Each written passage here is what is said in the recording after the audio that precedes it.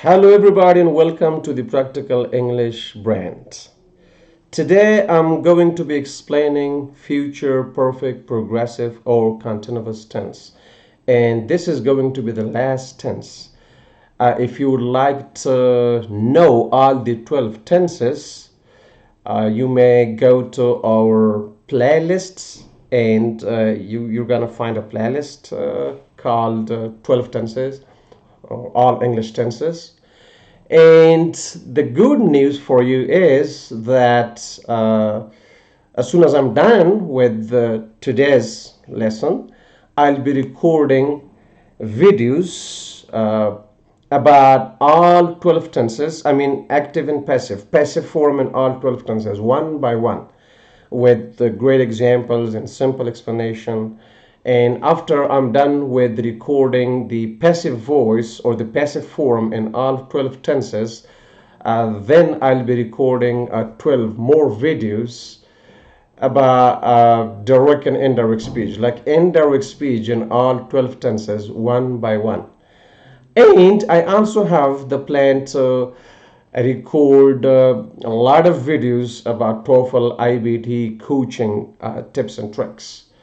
So, I have decided not to ask the viewers to subscribe to our YouTube channel. Okay, because if you want to subscribe to a channel, you do that for a purpose. Okay, I'm just trying to explain what's coming in the future. So let's begin our today's lesson with Bismillahir Rahmanir Rahim. Future perfect progressive tense. I want you to pay close attention to this diagram. This is present time, this is past, and this is all future. Okay, so the main usage of future perfect progressive tense is to emphasize the duration of an ongoing action in the future, before something else, before a specific time in the future, or before another action in the future. So let's suppose now the time is 2 p.m. and I'm saying, for example, I will have been swimming in the pool for an hour before 10 p.m. Now look, the action of swimming in the pool will be in progress for a period of time, an hour, before a specific time in the future, 10 p.m.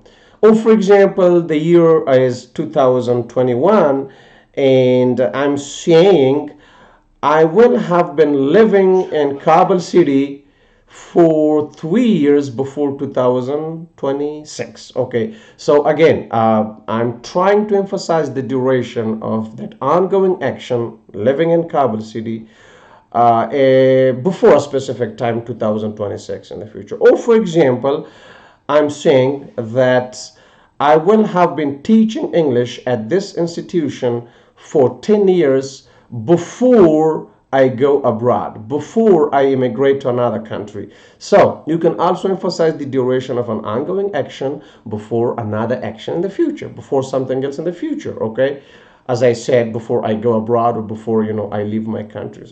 Now let's go to the next slide. Another point over here.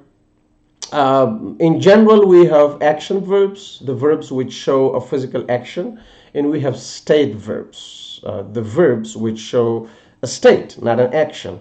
So just like any other tenses, other continuous tenses, we should not use these stative verbs in future perfect continuous tense.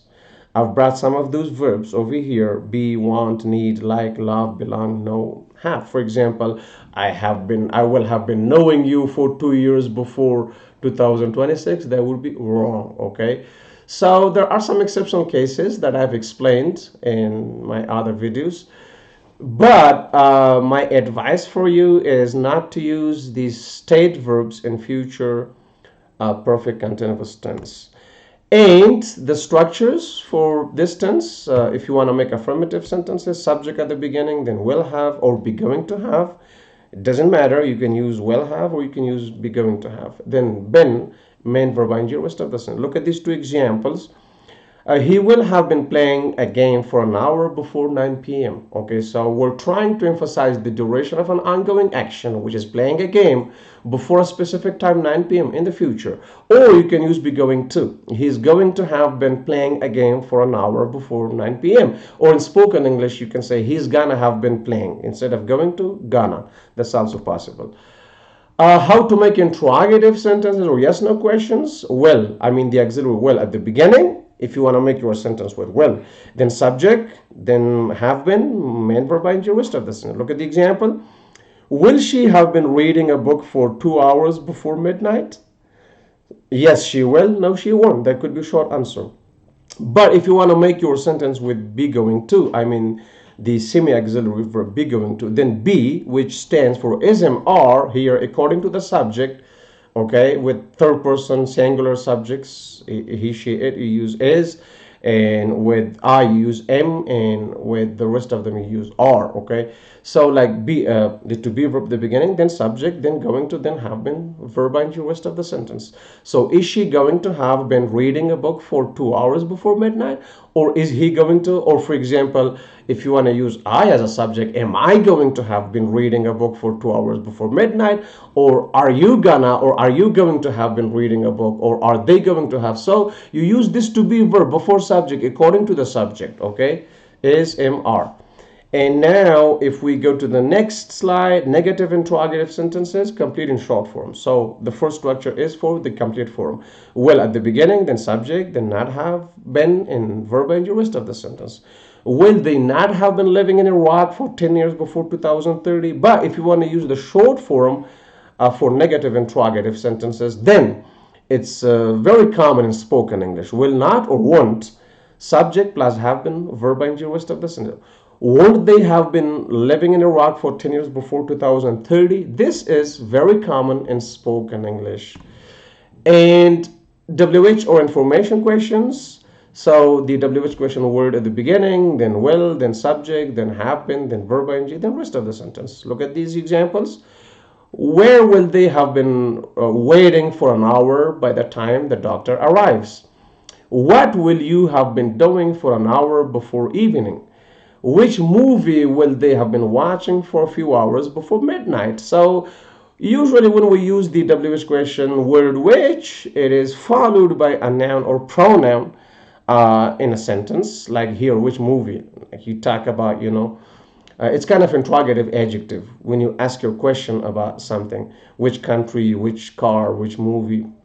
And who, I mean the WH question word who as a subject in the first sentence and as an object in the second sentence here between these two sentences. Who will have been leading Afghanistan for 5 years before the coming election? So as a subject here. And as an object, who will he have been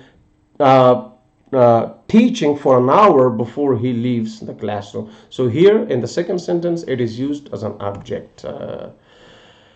And now I want to explain negative interrogative form in WH questions, complete in short forms, both. So the structure, oh, it's okay. Sorry for the inconvenience. Suddenly the electricity went out, but I came back, so I'm not going to stop the video. So WH question word will, subject, not have been, verb and the rest of the sentence. So why will they not have been studying hard until the final exams arrive? So this is the complete form, but the short form is very common in spoken English. Why will not they have been studying hard until the final exams arrive? Or why won't they have been studying hard until the final exams arrive? And the contractions or short forms with will. So I will have been, I'll have been. We will have, we'll have, you will have, he'll have, she'll have, they'll have, it'll have. And all subjects will not have, all subjects won't have. These are the short forms which are very common in spoken English. And also the short forms would be going to. So I'm going to have been working, I'm gonna have been working, okay? So the short form for I'm going to have is I'm gonna have. And we're gonna have, you're gonna have, he's gonna have, she's gonna have, they're gonna have, it's gonna have, okay? And for negative interrogative, it could be here. Otherwise, I'm gonna just tell you that orally. Yeah, if it's negative interrogative, I'm not gonna have been working here for an hour before you come.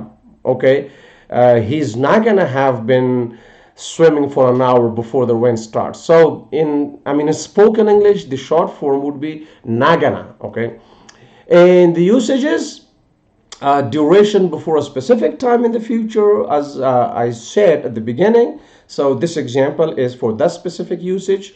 Will have been swimming for an hour before 7 a.m. tomorrow morning. When you want to emphasize the duration of an ongoing action before a specific time in the future, usage number one. Usage number two, duration before another action. So you can mention another action using a kind of adverb clause of time. So look at this example. I'm going to have been teaching my students for 90 minutes by the time you call me or before you call me, okay? So keep in mind that no future tense and adverb clause of time. By the time you will call me, that will be wrong, okay? In this case, you need to use a present tense and adverb clause of time. In cause and effect, that's also possible. Look at the example. He's going to be too weak by the end of this month because he'll have been dealing with COVID-19 for a few weeks. So you can also talk about cause and effect in the future using future perfect continuous tense. Have a great time and bye bye for now.